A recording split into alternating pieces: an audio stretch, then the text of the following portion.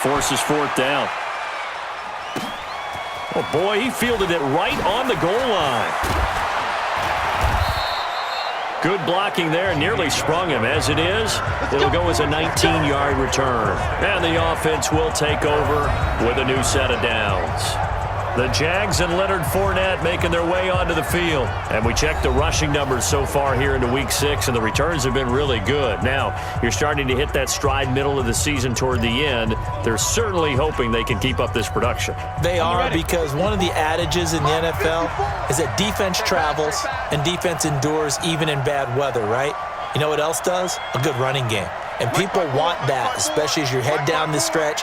You may play outdoors in some nasty stuff. You're trying to get to the playoffs. This is the time to get it going. And individually, I don't think you should just think about 1,000 yards either. The bar has to be set higher with this beginning.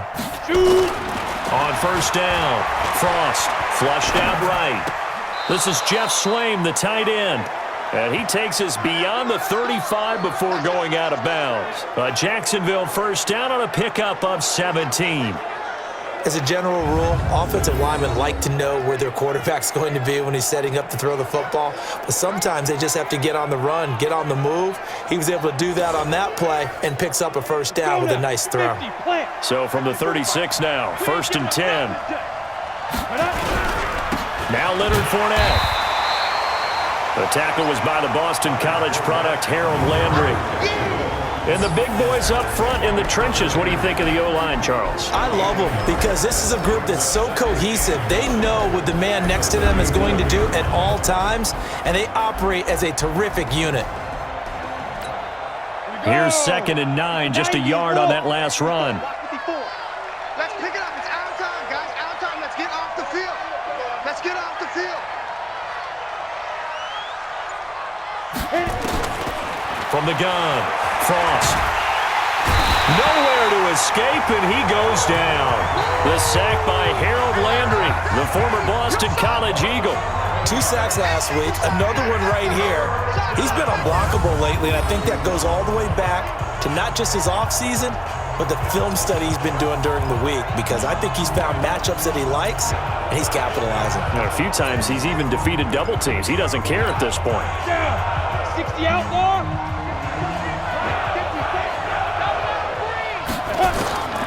Throwing on 3rd and long. Frost. And a big loss here as he's taken down.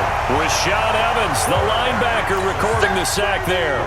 Well, maybe that can give him a little bit of a pick-me-up, a little bit of a jolt. One of the few things that's gone right defensively. Because other than that, it's really been a first half to forget.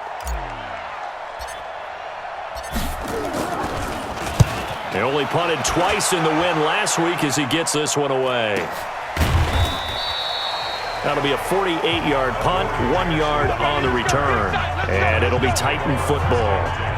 And here comes Tennessee as they get set to take the field.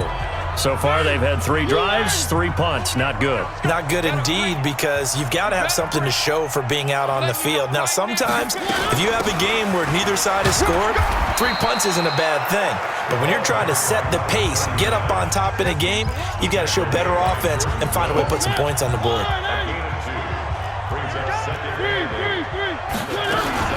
On 2nd down. It's Barnes, and he is going to be stopped cold behind the line of scrimmage. It'll go as a loss of a yard, and it'll set up 3rd down. Early down stuff to put this offense in a precarious position. We know that securing the point of attack, especially against the big-bodied guys in the middle of this D, has got to be priority 1. And the Jags have 5 in the secondary here on 3rd down. Tight to the right, boy. Tight to the right. Move. We got 4. We got 4. Off the play fake, Mariota. And the throw there going to be incomplete. Oh, boy, I know you felt that one. You hear the calls for a penalty, but I just don't think so. I think in this situation, the defender is making sure his guy couldn't hold on to the football. So I don't see anything that warranted a flag. No, I'm with you. There was contact, but I'm happy they kept that flag in the back pocket. Here's Brett Kern now. He's been one of their few bright spots so far.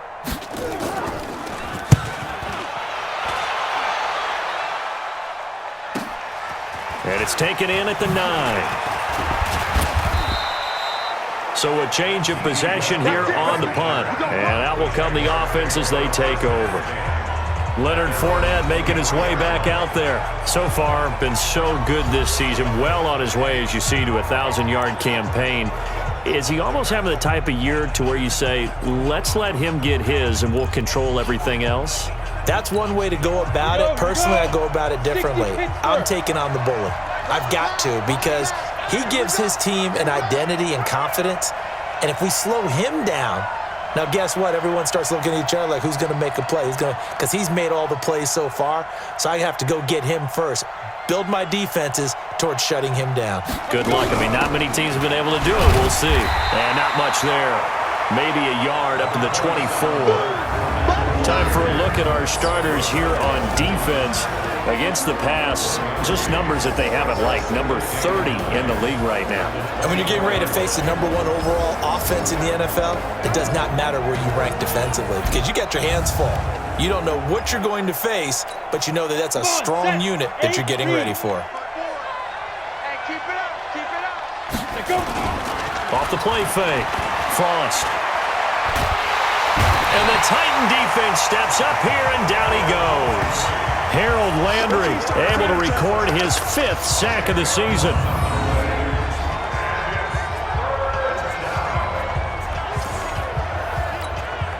And this should be the final play before the quarter ends. Bend it.